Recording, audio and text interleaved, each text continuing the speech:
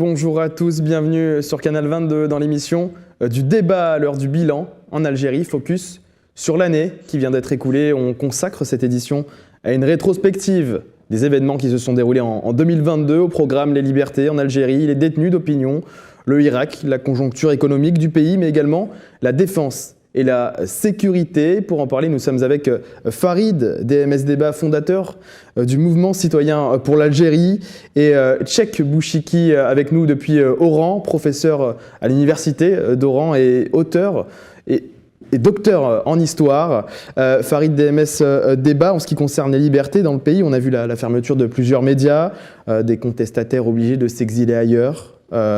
Le Conseil des droits de l'homme à Genève qui a critiqué l'Algérie dans un rapport périodique.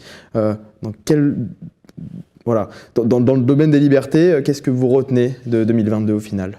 La triste descente, malheureusement, je ne veux pas dire aux enfers, mais bon, le pays commence à enchaîner les années de misère où on voit les libertés se réduire comme peau de chagrin. C'est malheureux, c'est un petit peu prévisible dans le sens où depuis l'élection de Tebboune, c'était encore une sorte de continuité de la politique bouteflikaine. Donc bon, en soi, on avait beaucoup d'espoir avec le Hirak. On voit qu'il y a énormément de discours, énormément de promesses de la part du gouvernement et notamment de Tebboune qui se revendiquait soi-disant d'être l'héritier du Hirak. On voit, les paroles c'est bien, les actes c'est mieux. On voit que les actes sont totalement en contradiction avec ce qui se passe en Algérie, comment les gens des médias sont traités, des simples blogueurs ou quelqu'un qui met une petite information sur un réseau social se fait finir en prison ou en garde à vue ou ce genre de choses. Beaucoup d'intimidation. Non, le constat est amer. Malheureusement, cette volonté de liberté dans le pays n'a pas suivi. La politique du gouvernement fait que ça devient de plus en plus problématique, compliqué de pouvoir s'exprimer en Algérie. Donc, année noire, 2022, pire que 2021, que nous réserve 2023. Je suis pas très optimiste, malheureusement. On reviendra sur le Irak un petit peu plus tard, Farid DMS Débat. Tchek Bouchiki, en ce qui concerne les détenus d'opinion, on a pu constater des arrestations, des emprisonnements, notamment de militants politiques.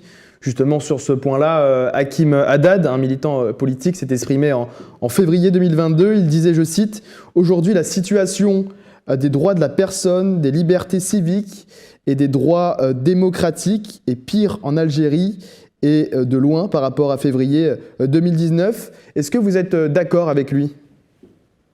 Bonjour et merci pour l'invitation.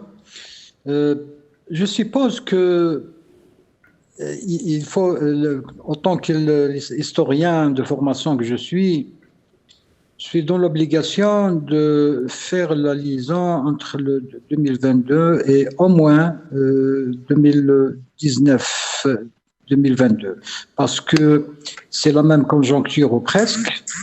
Le président, c'est le même. Et la situation est presque la même.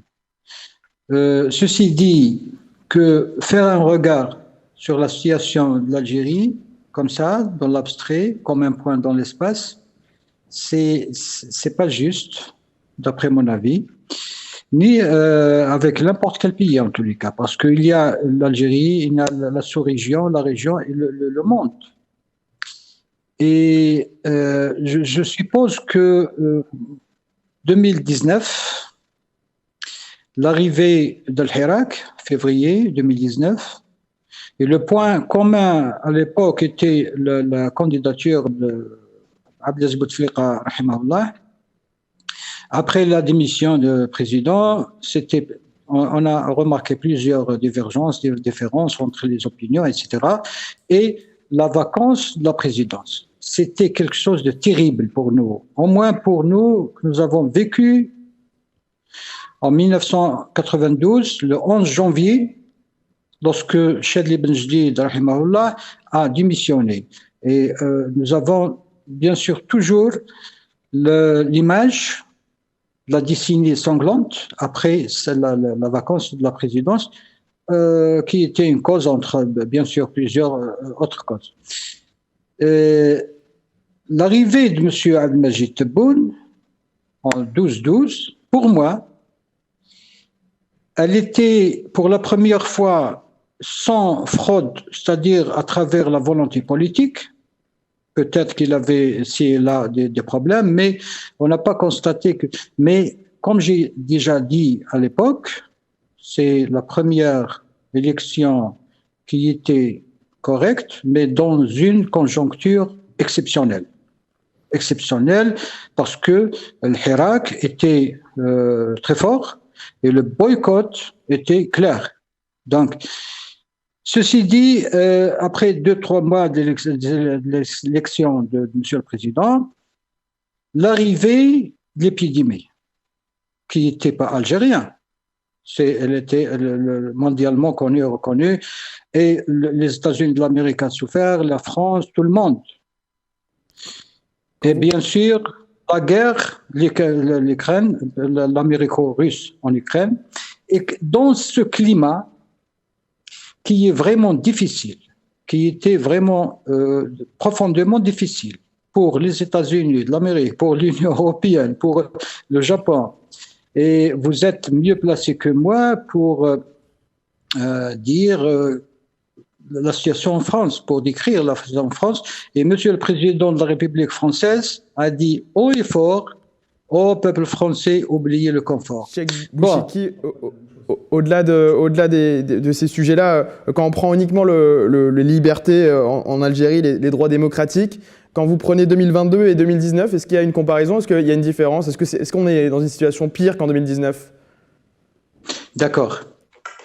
Et lorsqu'on prend un seul volet comme ça, pour moi, c'est difficile parce que tant que c'est-à-dire votre dossier en tant que journaliste ou militant ou citoyen simple est entre les mains des juges, je ne sais pas qu'est-ce que je vais vous dire.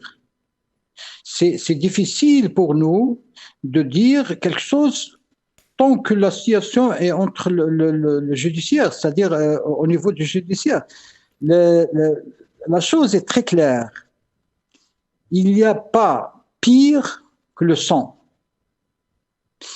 Et Dieu merci, après la décennie noire, après des années, nous sommes arrivés à une situation probablement qui n'est pas bonne, mais elle est elle est meilleure, elle est pas c'est-à-dire en comparaison avec la décennie noire où un mot, c'est-à-dire décapiter la personne. Farid, c'était comme ça. DMS Débat, vous vouliez réagir au propos de... Ce discours est insupportable et inaudible pour moi. Prendre comme comparaison, où on va dire la décennie noire et prendre en otage le peuple algérien en disant vous avez connu la décennie noire, donc vous pouvez vous asseoir sur vos libertés, ou ne pas avoir, on va dire, la décence de ne pas pouvoir comparer les libertés individuelles en Algérie en 2019 et 2022. Pour moi, ça relève de la manipulation, pour pas dire autre chose. Non, on ne peut pas prendre en otage le peuple algérien en leur disant vous avez vécu la décennie noire, vous avez vécu le sang. Estimez-vous heureux à l'heure actuelle de vivre tel que vous vivez alors, non, c'est inaudible. C'est un discours qui, moi, m'insupporte. C'est quelque chose qui est totale contradiction avec la demande du peuple. La décennie noire est derrière nous. Et ça ne permet en aucun cas d'exonérer toute politique répressive envers le peuple algérien. Il ne faut pas se cacher derrière la décennie noire en disant « voilà ce que le peuple algérien a traversé ». Maintenant, estimez-vous heureux, les libertés sont ce qu'elles sont. On a le président qui a été élu bizarrement face à un gros boycott, mais peu importe, c'est pas grave. Souvenez-vous quand même la décennie noire où tout le monde mourait. C'était terrible quand même. Donc, un état de droit? Non, c'est pas pour maintenant. La liberté, vous pouvez encore l'attendre. Parce que n'oubliez pas, il y a eu la décennie noire. C'est un discours insupportable, c'est des éléments de langage qui, pour moi, résonnent creux. À l'heure actuelle, il faut être clair. Les libertés en Algérie sont bafouées, on peut le tourner dans tous les sens, on peut utiliser des termes de langage mielleux ou ce que vous voulez, les faits sont là. Des détenus d'opinion, juste parce qu'ils ont mis des posts sur Internet, ont été emprisonnés. La presse, il n'y a plus de liberté de la presse, ça devient de pire en pire. La situation économique, l'Ukraine a bon dos, on va parler de la pandémie. La pandémie a bon dos. Bien sûr qu'il y a une crise mondiale, mais derrière, l'Algérie n'est pas en crise. C'est une crise, c'est passager. Là, on parle d'un système mis en place depuis des décennies, qui fait que le peuple algérien ne peut pas s'émanciper. Donc non, il n'y a pas d'état de droit. C'est une volonté politique qui est derrière. Les libertés ont reculé en Algérie. Depuis 2019, ça c'est indéniable. Et 2023, comme je l'ai dit en préambule, je suis très optimiste. Mais ce genre de discours m'insupporte, je tiens à le préciser. Cheikh Bouchiki, pour réagir, voilà, tout à l'heure, Farid MS Débat parlait du Irak. En 2022, il s'est fait plus discret que les années précédentes. Ce mouvement de contestation populaire a-t-il épuisé toutes ses ressources, d'après vous ? Premièrement, j'ai entendu un discours qui n'est pas le mien. C'est-à-dire, j'ai pas dit ce que votre invité a dit que j'ai dit. Non. J'ai jamais dit que au peuple algérien, il faut accepter ça parce que vous avez vécu ça. Non, j'ai jamais dit ça. Et je suis sûr que vous avez des invités depuis Alger au Oran, ou l'Algérie en général, et qui critiquent le gouvernement, critiquent le président, critiquent le système. Ils sont en vie, ils sont libres, et plusieurs années, et c'est parmi eux une majorité qui sont mes amis. On a milité ensemble d'une façon ou d'une autre, et ils sont toujours via les mass médias, soit la vôtre ou des autres médias, des Algériens qui sont en Europe ou je ne sais où, et ils sont plus directs que votre invité, autant qu'opposition. Ils ont critiqué même l'armée, ils sont libres. Vous pouvez penser directement à plusieurs noms. Je ne suis pas ici pour citer les noms de ces gens. Vous pensez quoi de Ali Guideri qui est en détention depuis plusieurs années maintenant? Il a critiqué l'armée, soi-disant, et il s'est présenté aux élections. Qu'est-ce que vous pensez de Ali Guideri? En tout cas, moi, j'ai une pensée pour ce monsieur qui se retrouve détenu parce qu'il s'est présenté aux élections présidentielles. Et comme il était issu de l'armée, on lui a collé quelque chose sur le dos pour essayer justement de l'empêcher de... Qu'est-ce que vous avez à dire à ce monsieur? Oui, bien sûr. Qu'est-ce que vous avez à dire à sa famille qui ne l'ont pas vu depuis des années? Oui, je vais dire pas mal de choses. En tant que citoyen, modeste citoyen algérien, je sais que plus de 30 ou 35 généraux, général-majors, etc., qui sont à l'intérieur des prisons. Je sais très bien que plusieurs officiers qui sont entre les mains de la justice. J'ai le droit et j'ai la possibilité de vérifier tout ça. C'est pas moi. J'aurais aimé si vous invitez les gens qui sont très avertis sur le plan de la défense, de la justice, comme des avocats, etc. Moi, l'historien de formation que je suis, le militant politique indépendant, je sais très bien que il y a, monsieur le général ou le colonel ou je ne sais quoi, il y a l'Algérien qui est à l'intérieur des prisons. Pourquoi je ne peux pas me prononcer, mais je sais en même temps qu'il y a pas mal d'opposants à l'intérieur de l'Algérie qui ont même insulté le président défunt Abderrahmane Bouteflika, sa famille. Je vais vous dire, pour Ali Guideri, tout simplement atteinte au moral de l'armée. Voilà, on l'a emprisonné sur ce motif-là. Voilà. D'accord. Ouais, qu'est-ce qui stipule la loi algérienne sur ce plan? Je ne sais pas. En parlant de loi algérienne, le nouvel article qui a été voté justement pour faire en sorte que ce que vous dites contre le gouvernement, vous êtes taxé immédiatement de terrorisme. On parle de liberté d'expression là? Je ne sais pas. Vous Je ne savez n'ai pas pas. lu D'accord, ça. ok. Mais en tous les cas, pour moi, C'est cool. l'Algérien est libre de donner des analyses politiques, l'opinion publique, politique, mais pour moi, je suis loin de la justice.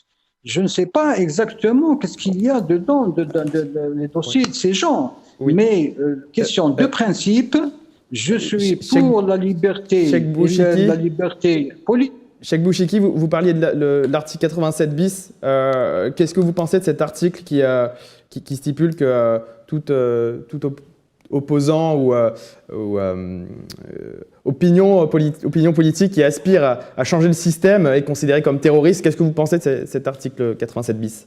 Si vous avez le texte, on peut parler, parce que pour moi, ce que j'ai entendu, l'article 87 bis, parmi les défenseurs des droits de l'homme, que cet article est contrairement à la Constitution algérienne. Mais j'ai pas, franchement, je suis ni expert dans la matière, ni un juriste. Sauf que, par principe, je suppose que la Constitution algérienne est claire et nette, que l'Algérien est libre sur le plan. Maintenant, la pratique et la justice et tout ça, j'aurais aimé si vous êtes parmi nous avez des gens qui sont plus spécialistes que moi. Parce que lorsque vous me parlez d'un général, c'est-à-dire un seul, je ne sais pas pourquoi. Pourtant, nous avons 35 ou voire plus de généraux qui sont à l'intérieur de prison. Pourquoi ce monsieur? Je demande, moi, je pose la question. Pourquoi monsieur Diri mais pourquoi cette personne? Il y a des généraux, des chefs de région, de la sécurité, des ministres, des chefs de gouvernement. Où est la différence? Où est la différence? Donc, il y a une secousse, il y avait une grande secousse. Lorsqu'on parle, par exemple, avant 2019, ça ne veut pas dire que Algériens, taisez-vous parce que vous avez vécu le sang, etc., et acceptez tout. Non, j'ai jamais dit ça, monsieur l'invité. J'ai jamais dit ça, moi. Farid DMS Débat, pour rappel, l'article 87 bis, et toute personne qui œuvre ou incite à accéder au pouvoir ou à changer le système de gouvernance par des moyens non constitutionnels est considérée comme terroriste. Voilà. Donc un meeting politique, par exemple, sachant qu'on n'est pas encore, on n'a pas atteint la magistrature suprême, il peut être considéré comme acte de terrorisme. Voilà, parler dans les médias, sachant qu'il n'y a pas d'élection, on peut être considéré comme terroriste. Et on peut être, voilà, on peut condamné de la peine de mort quand même. C'est assez grave. Et bon, pour revenir au sujet principal, sans refaire toute la genèse de l'Algérie, qui, à mon avis, vos spectateurs sont très en phase et sont très informés de ce qui se passe. Pour revenir sur l'année 2022 au niveau des libertés, je le maintiens. Cet article en est le symbole. Si on devait retenir un seul fait en Algérie où on a vu les libertés totalement fondre comme neige au soleil, c'est cet article qui pour moi est totalement aberrant, donc qui devrait être totalement abrogé. Et ça, c'est comme qui dirait le bon exemple de ce qu'est le système algérien, muselé par tous les moyens, que ce soit répressif, que ce soit au niveau des lois, toute contestation. Voilà. Donc le Hirak, demain, s'il reprenait, on pourrait tous les enfermer. Justement, avec cet article. Est-ce que vous pensez que ce mouvement-là s'est essoufflé depuis, notamment cette année en 2022? On en a moins entendu parler que les autres années. Voilà. Est-ce que vous pensez que ça va reprendre peut-être à l'instar de 2019 ou pas du tout? Par rapport à certains membres du mouvement citoyen pour l'Algérie qui sont justement sur le territoire national et avec qui j'échange quotidiennement, c'est assez compliqué à l'heure actuelle. Vu la répression qui sévit, c'est sûr que c'est pas vraiment, on va dire, d'actualité. Mais ils l'ont dans le cœur, vraiment chevillé au corps, cette envie de changement, cette envie d'état de droit. C'est un droit légitime, humain. N'importe quel être humain de cette planète aspire à la liberté. C'est quelque chose de fondamental. C'est comme ça. Intrinsèquement, on est fait pour vivre libre. Voilà, et heureux, on ne demande pas. L'Algérien n'est pas un citoyen différent. Il demande tout simplement d'exister et de pouvoir exister dans un pays dans lequel il peut s'élever. Alors, à l'heure actuelle, comment on peut s'élever? Mais que ce soit économique, touristique, par quels moyens on peut le faire? On a des choses à dire pour faire changer le système. C'est ça le souci, c'est-à-dire que à l'heure actuelle, par rapport à 2019 et cet élan de liberté qu'avait amené le Hirak, les gens ont peur. Et ont de plus en plus peur, parce que derrière, on a mis des gens en prison, on a fait en sorte d'étouffer comme ça, grâce, on va dire, à la pandémie aussi, qui a fait que tout le monde est rentré un petit peu chez soi, voilà, par contrainte. Mais derrière, pour reprendre, on va dire, son bâton de pèlerin et aller clamer des libertés, les gens ont peur, ont très très peur de ce système. Vraiment, c'est difficile de créer un élan au niveau du Hirak maintenant avec ces conditions politiques. C'est difficile. Cheikh Bouchiki, vous vouliez réagir? S'il vous plaît, s'il vous plaît. Revenons au texte, à l'article 87 bis, c'est ça? 87 bis, exactement, c'est ça, qui stipule... Oui, si j'ai bien entendu, quiconque a la volonté ou il va essayer de faire changer le système en place par des moyens hors cadre de la Constitution est considéré comme terroriste. C'est ça? Est-ce clair? C'est ça? Toute personne qui œuvre ou qui incite, on rappelle. Oui. C'est ce que vous avez dit, voilà. D'accord. Est-ce que vous êtes, vous, ou moi, ou n'importe quel citoyen dans n'importe quel pays, pour un changement hors la Constitution et la loi de la République? C'est pas possible. Maintenant, c'est la pratique. Je comprends, j'imagine. Parce que lorsqu'on parle même de l'Hirak, le Hirak est glorifié au niveau de la Constitution algérienne. C'est-à-dire que même si... Même selon cet article, ça veut dire que même s'il y a un rassemblement, une manifestation qui forcément, généralement contre-pouvoir, c'est-à-dire que qui fait partie comme une organisation terroriste. Interpréter la loi, c'est une autre chose. Pour moi, mon point de vue politique, donc Hirak est quelque chose dans le cadre de la Constitution. C'est un système... C'est un article assez flou, du coup. Par la loi. Pardon? On peut parler? Pardon, excusez-moi, je vous en prie, allez-y, Cheikh Bouchiki. Au moins, d'accord. Donc, pour moi, la lecture politique, un regroupement qui est autorisé par la loi, et il est dans le cadre de la Constitution. Le Hirak était glorifié dans la Constitution. Maintenant, si il y a des autres moyens qui sont hors la loi, dans n'importe quel pays, c'est considéré comme hors la loi, c'est tout. Maintenant, en tant qu'Algérien, en tant que citoyen, il faut militer ensemble pour l'avenir des pays, pour la stabilité de la patrie, sans oublier, c'est-à-dire nier ou négliger nos droits. Il faut militer parce que les mots avec X à la fin existent dans la politique. Le système, malgré tout, je ne sais pas, par exemple, vous avez proposé le nom de général Rdiri. Pourquoi cette personne seulement? Pourquoi les autres?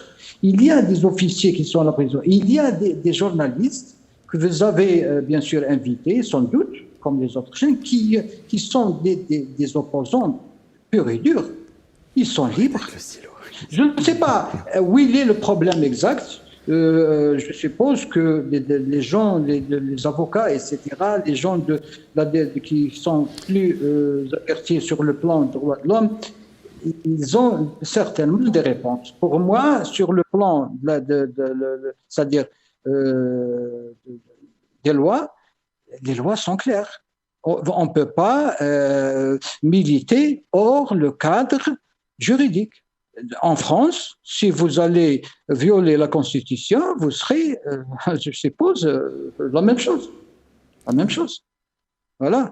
Donc, si vous permettez, pour moi, si l'opposition était vraiment sincère, parce que j'ai dit ça avant le Hirak, j'ai dit ça même, j'étais à Paris avec des journalistes comme vous, et des opposants, au début du Hirak, j'ai dit ceci. Si vous avez un petit plan, même le minimum, en tant qu'opposition, c'est l'occasion ou jamais pour changer ou pour arriver au progrès et au modernisme en Algérie d'une façon profonde. Est-ce que vous avez quelque chose? Eh bien, croyez-moi, Mehdi, que la majeure partie de ces opposants, qui sont très célèbres sur le plan médiatique, chacun est dans son foyer, en attendant une communication téléphonique de la défense pour remplacer les civils, le gouvernement de l'époque. Malheureusement, je dis ça parce que après 2 ans, 3 ans, 1 année de Hirak, qui était quelque chose d'extraordinaire, on a arrivé à zéro parce que les maîtres, les Asatida, qui donnent les leçons aux Algériens, ils étaient dispersés dans la nature et plus ou moins lorsqu'ils parlent de la démocratie, comme la démocratie est quelque chose c'est un médicament comme ça, unifié. Donc les Américains parlent de la démocratie, Israël parle de la démocratie, les monarchies arabes parlent de la démocratie. Quels sont les mécanismes? Il faut me donner d'alternatives. Le pouvoir en place a donné quelque chose, je suis d'accord ou non, c'est une autre chose, parce qu'on ne peut pas rester comme ça, sans président, sans système, sans gouvernement, en attendant à messieurs, les opposants, à travers le média, pour qu'ils puissent faire quelque chose entre eux. Ce n'était pas possible de laisser un peuple comme ça.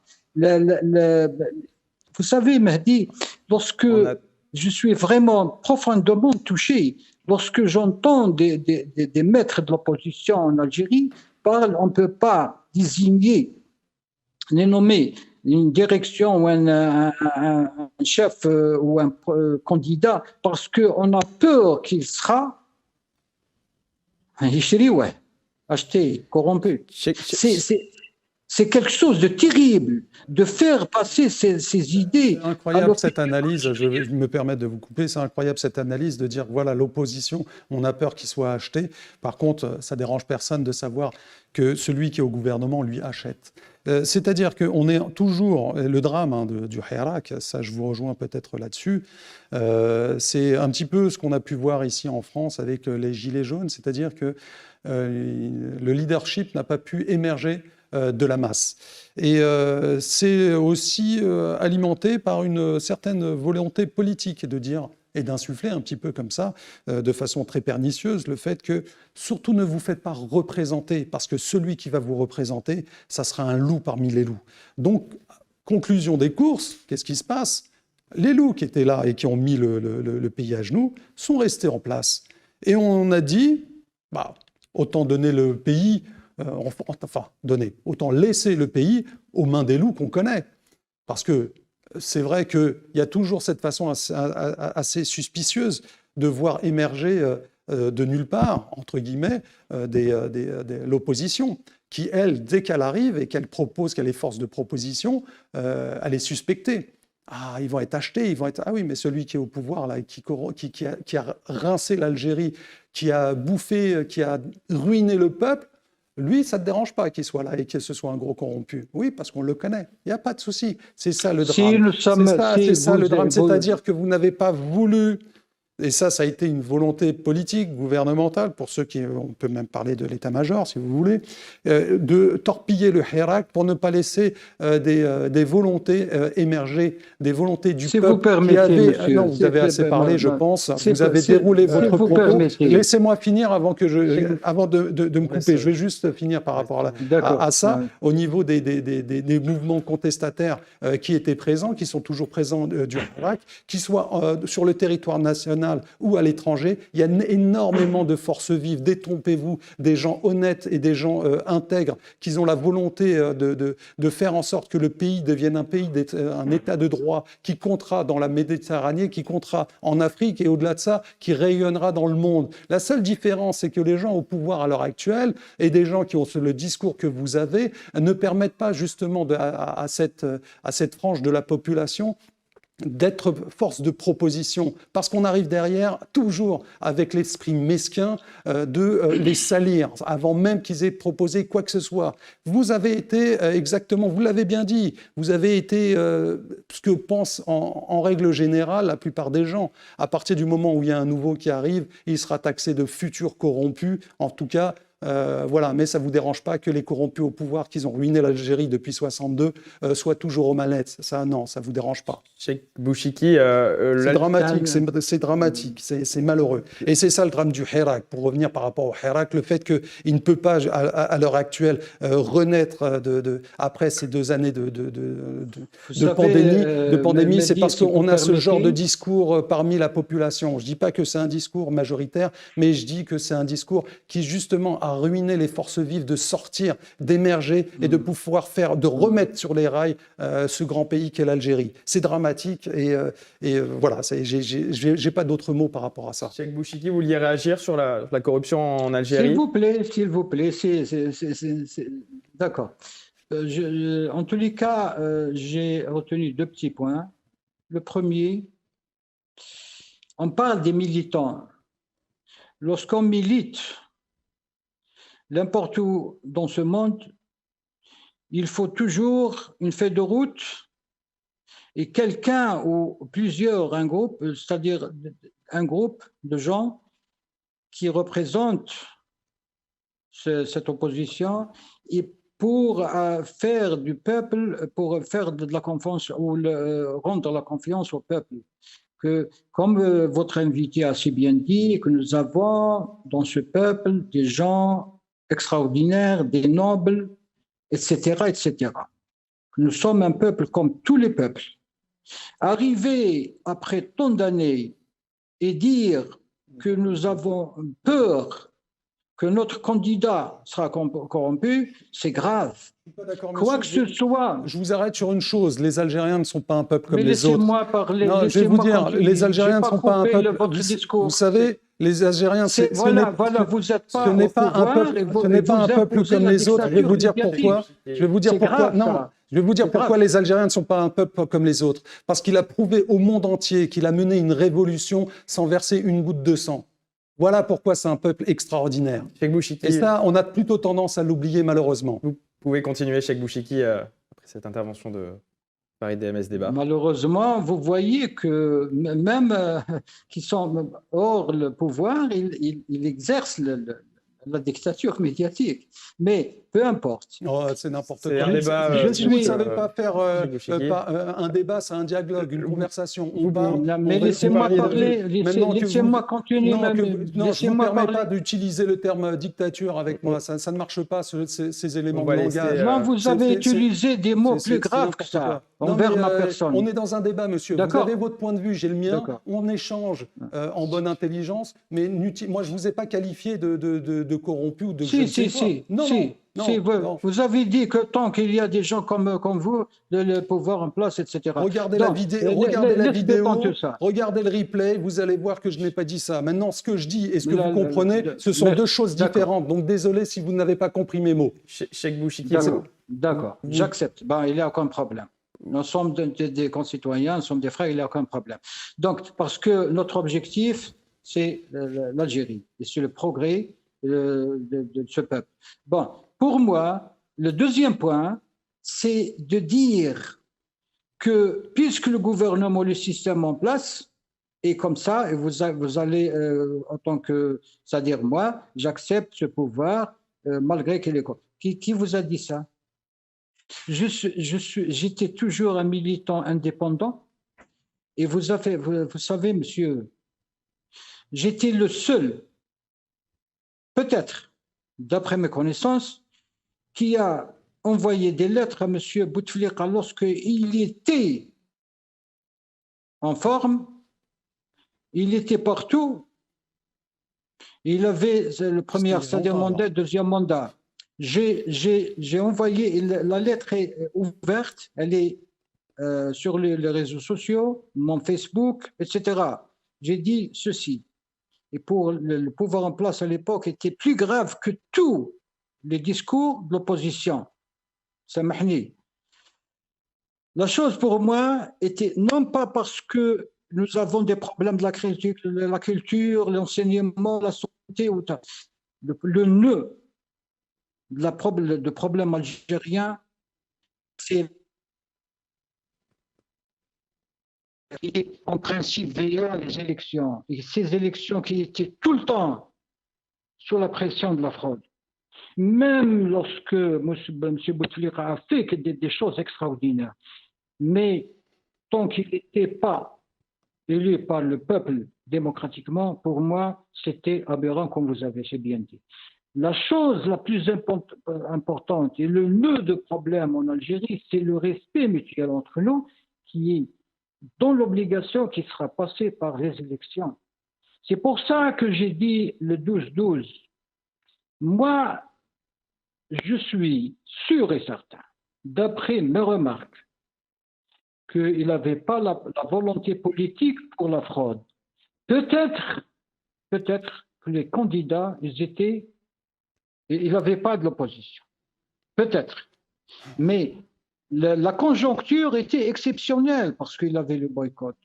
Maintenant, si vous continuez comme ça d'accuser les Algériens, accuser parce que je ne partage pas votre opinion ou l'inverse, non, c'est pas comme ça qu'on peut bâtir une patrie, un pays, un système.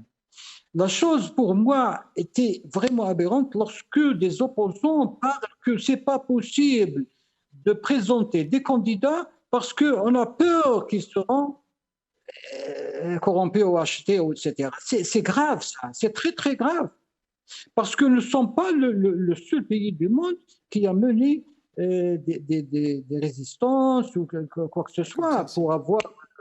De cette façon, si. Farid, vous êtes pas... Pour revenir un petit peu, si, on est le seul peuple à avoir mené une révolution comme ça, de façon totalement pacifique. Donc c'est extraordinaire.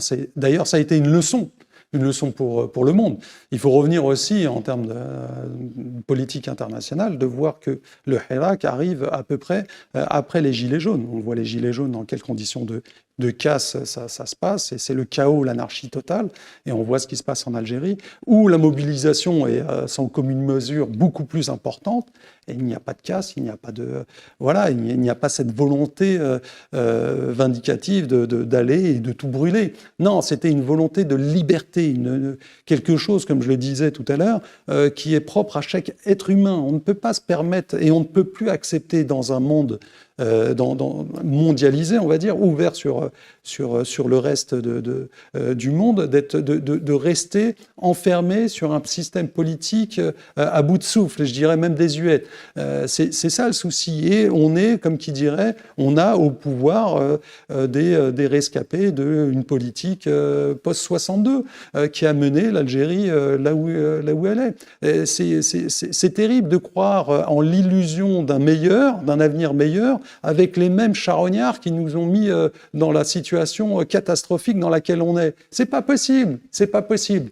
Il y a un moment donné où il faut être cohérent et de se dire que la seule façon pour l'Algérie de s'en sortir, c'est de faire table rase avec tous ces vieux rapaces qui sont à l'heure actuelle attachés aux rênes du pouvoir et qui gangrènent encore de par leur volonté, justement, la prise de pouvoir en Algérie, notamment avec l'aberration d'articles de loi tels que le 87 bis, justement pour écarter toute volonté politique de changement. Eh ben, il faudrait qu'il y ait un nouveau souffle venant de la population. Il n'y a que ça de vrai. On n'est pas une monarchie. Donc, il n'y aura pas de filiation. On est une république démocratique et populaire. Et dans le mot populaire, c'est le peuple. Et le peuple décide. Le Hirak, c'était Ça montrait la voie vers un état de droit, vers la liberté. État de droit, c'est quoi? C'est-à-dire qu'on a des règles claires. Il n'y a plus le système du téléphone au niveau de un mec, il arrive, il apprend un ministre ou je ne sais quoi, il n'est pas content de telle personne, il appelle un juge par téléphone, on le connaît, on sait comment ça se passe. On ne va pas commencer à jouer la comédie. On sait comment ça se passe en Algérie. C'est devenu une dictature militaire. Depuis quand vous êtes universitaire, enfin vous êtes professeur à l'université, vous trouvez ça normal qu'il y a de l'armée à l'université? Est-ce que vous trouvez ça normal que l'armée prend autant de place hors des casernes, alors que sa place doit être dans les casernes c'est une volonté, quelque part, de recréer un système que même les soviétiques ont abandonné. Cheikh Bouchiki, justement, vous pensez quoi de la présence des militaires dans les universités? Attendez, Mehdi, parce que nous ne sommes pas ici devant un professeur, nous sommes des élèves. Écoutez-moi, il y a un peu de respect. Parce que je vous ai pas fait la leçon. Je vous ai pas fait la leçon. Moi, j'étale mes opinions. Non. Vous le prenez personnellement pour vous, c'est votre affaire. Mais vous n'êtes pas mon élève. Je suis pas votre professeur et vice versa. Mais de là à venir et dire que le respect est préservé entre les deux. Voilà. C'est un débat entre respect.